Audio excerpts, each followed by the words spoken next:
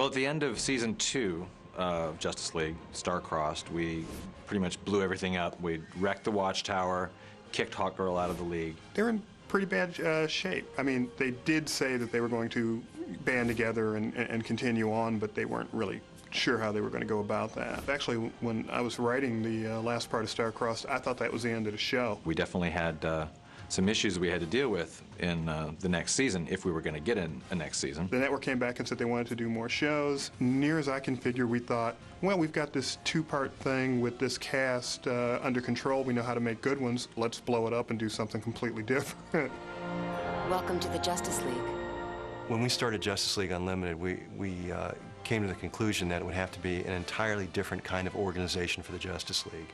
So they've got a new satellite, much bigger. We've brought in all these additional heroes because they need more troops. And we have John Jones being essentially a watch sergeant, a desk sergeant at a police station. So he's the one who coordinates all the different missions of the Justice League. We felt that we kind of needed somebody to be up on the Watchtower, keeping an eye on things and assigning missions, and making sure that that fire in Indochina gets put out at the same time that somebody's there to take care of that train wreck in France. Hawk and Dove, Star and Stripe, Shining Knight, Fire and Ice, Dr. Light. Bruce came up with the idea. He says, we're going to have all these heroes, and they're all going to be on a team, and they're going to break up and go on missions. And I'm like, yeah, okay, yeah, it sounds pretty cool. Why don't we open up the ranks of the Justice League to include basically every hero in the DC universe that they'll let us play with? So it just seemed a natural progression to include more superheroes. Since there are so many of us, we have a chance to do more than just put out fires, both literal and figurative. Once everybody signed off on the new format, we sat down and said, okay, now which heroes do we actually want to use? First of all, we literally went through the DC who's who, and we literally made like this huge laundry list of characters that we submitted to DC and said, can we use these characters in the show? DC bent over backwards. They let us use characters that we really wanted to use, and they didn't want us to, and they really rarely said no to us. I mean, they really let us go nuts on their guys, and it was pretty cool. We're all equal in at least one way. Each of us is willing to make the sacrifices a hero needs to make, even the ultimate one. One of the ideas that we toyed with was redesigning all the characters, and as it turned out, you don't tug on Superman's cape.